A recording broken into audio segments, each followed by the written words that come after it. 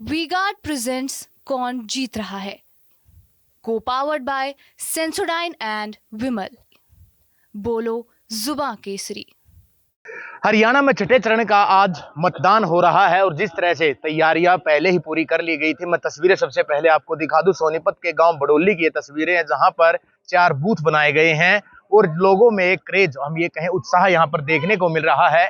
और लोग लंबी लाइनें आप देख सकते हैं, बुजुर्ग हो, महिला हो या फिर बच्चे हो, सभी में एक क्रेज है कि वो मतदान करें। जिस तरह से गर्मी का मौसम है तो लोग सुबह जल्दी आ रहे हैं और सबसे पहले मतदान कर रहे हैं और इसी के बाद वो जलपान कर रहे हैं। हम बात भी करने का प्रयास कर लेते हैं ग्रामीणों से, किस तरह का अब की बार उत्साह है जी गांव में वोटिंग को लेकर।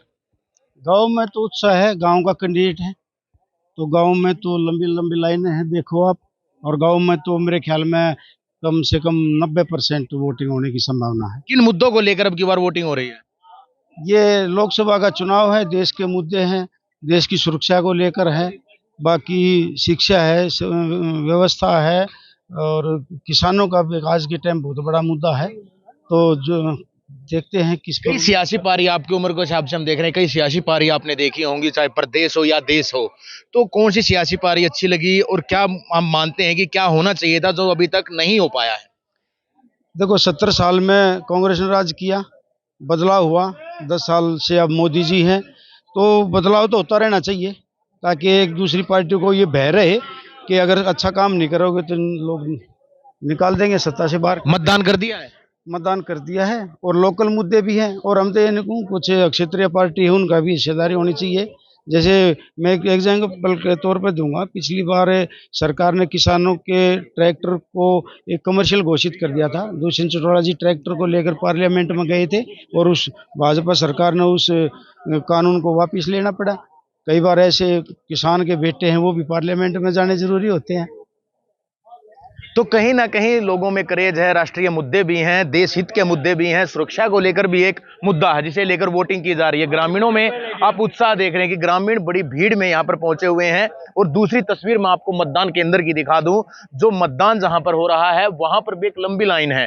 आप ये देखिए कि इस लाइन से हम एक अंदाजा जरूर लगा सकते हैं कि जिस तरह की अपील की जा रही थी वोटिंग की, तो उस तरह का असर भी अब ग्रामीण क्षेत्र में, सबसे बड़ी बात यह कि ग्रामीण क्षेत्र में इस तरह का उत्साह कभी नहीं देखा जाता था कि लोग ये सोचते थे कि छुट्टी है तो हम वोट ना करें। लेकिन महिलाएं हों, बुजुर्ग हों या फिर युवा हों, कि अब की बार जो सोनीपत लोकसभा क्षेत्र की बात कर ली जाए तो 45,000 अब की बार युवा ऐसे हैं जो पहली बार वोटिंग करेंगे और महिलाएं भी लगातार है, बुजुर्ग भी हैं। जो भी लाइनें हैं, जहां महिलाओं से बात करने का प्रयास करते हैं, वोटिंग करने के लिए आई। हाँ जी। क्या कहोगे, किन मुद्दों को लेकर अब की बार वोट करोगे? जी, मोदी को ही देंगे। वोट मोदी को ही? हाँ जी, मोदी को ही देंगे। मुद्दे नहीं है, सिर्फ नाम है मोदी की, वोट वो करेंगे। और कहीं ना कहीं हम ये कह सकते हैं, इस तरह से मोदी सरकार रही है, बीजेपी सरकार, उन लोगों में वो बात भी देखने को मिल रही है। बुजुर्ग भी हमारे साथ, उनसे जान लेते हैं। वोट करने के लिए आए हो जी? वोट करने के लिए आए मुझे। किन मुद्दों को लेकर वोट? राष्ट्रहित में वोट करने जा रहे हैं हम, मोदी की। जी, आप क्या कहोगे? क्या कहूँगे, यही कहूँगे काम कर रखे हमारे इसने। लेकिन कांग्रेस पार्टी तो ये कह रही है कि काम ही नहीं किए थे। कोई जानू कहेगा कि फायदा, सब दूसरा विपक्ष तो हमेशा उल्टी कहेगा, उल्टी का दिखाएगा। एक तस्वीर और आपको अंदर की दिखा दूं, मतदान केंद्र की। आप देखिए कि जो अधिकारी हैं वो जो नंबर आ रहा है उनका नाम बोल रहे हैं, उसके बाद आगे जाने दिया जा रहा है। और जिस तरह शांतिपूर्ण ढंग से लगातार मतदान हो रहा है और मतदान के बाद लोग बाहर आ रहे हैं, जो आप ये देखिए कि मतदान केंद्र है वो शांतिपूर्ण ढंग से वोटिंग चल रही है, किसी तरह की कोई मशीन खराब नहीं हुई है। अधिकारी जिसका नाम आ रहा है उसे बुला रहे हैं और एक बुजुर्ग आप देख सकते हैं तस्वीरों में कि वोट डालने के लिए अंदर जा चुके हैं ईवीएम मशीन पर। और जिसके भी उन्हें लगता है कि जो मुद्दे अच्छे हैं उस हिसाब से वोट भी कर रहे हैं। कहीं ना कहीं जो क्रेज था अब की बार वो ज्यादा ही देखने को मिल रहा है। और जो कुछ युवा भी हमारे साथ हैं उनसे भी जानने का प्रयास कर लेंगे, किन मुद्दों को लेकर वोट जी? किन मुद्दों को लेकर वोट? मुद्दा तो कोई नहीं है जी, हम तो अपने मोहनलाल जी को ही वोट देंगे। अपने गांव का अपना बड़ा भाई है, उसी को। तो मुद्दे क्या है? देश हित के मुद्दे भी निकल कर आ रहे हैं। क्या मुद्दे हैं जी? मुद्दे बहुत सारे हैं, माइक देखिए। छोड़ दे माइक। राम मंदिर है जी। और भी बहुत सारे, रोड की बात हो या फिर एजुकेशन की बात हो, बीजेपी ने बहुत अच्छा काम किया है। और हमारा पूरा सपोर्ट मोदी जी को, भाई मोहनलाल बडोली जी को है। और मैं सबसे अपील करूंगा पूरे गांव से, अपने से और जितने भी दूसरे गांव, सभी एरिया से, कि भारी मात्रा में मतदान करें और बीजेपी को बनाए। Vote for Modi, vote for country. तो कहीं ना कहीं एक क्रेज जरूर है लोगों में कि वो कह रहे हैं कि मुद्दे जो रहे हैं जो बीजेपी सरकार ने कहा है वो करके दिखाया है। और अगर सोनीपत लोकसभा क्षेत्र की बात कर ली जाए तो सोनीपत की बात करें तो 6 विधानसभा सोनीपत में है और 3 विधानसभा जींद में पड़ती हैं।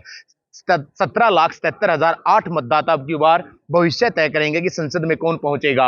और जो बात कर ली जाए अब की बार तो 43,815 युवा ऐसे हैं जो अब की बार पहली बार वोटिंग करेंगे। और दूसरी बार जो 100 से अधिक आयु के जो बुजुर्ग हैं वो 740 बुजुर्ग हैं जो अब की बार आइडेंटिफाई किए गए हैं, जो इनकी वोट जो अधिकारी वो घर पर ही डलवाएंगे। सोनीपत में अगर बूथों की बात कर ली जाए तो 1236 सोनीपत में और 386 बूथ जो बनाए गए हैं वो जींद क्षेत्र में बनाए गए हैं। 300 से ज्यादा अति संवेदनशील जो बूथ हैं वो सिलेक्ट किए गए हैं। और बात कर ली जाए हरियाणा पुलिस के अलावा गुजरात पुलिस सीआरपीएफ को लगाया गया है, पोलिंग अधिकारियों की ड्यूटी लगाई गई है। और आज शाम 6 बजे तक ईवीएम जो मशीन है उसमें मतदाता भविष्य जो है वो कैद कर देंगे। सोनीपत लोकसभा से 22 उम्मीदवार अब की बार मैदान में हैं, जिसमें जो बात है वो ये सामने आ रही है कि ईवीएम मशीन में आज सभी का भविष्य जो है वो कैद हो जाएगा। और आने वाली 4 तारीख को ये साफ हो जाएगा कि सोनीपत की जनता का मत किसके पक्ष में गया है और अब की बार संसद में कौन सा उम्मीदवार पहुंचकर सोनीपत की जनता की आवाज बनेगा।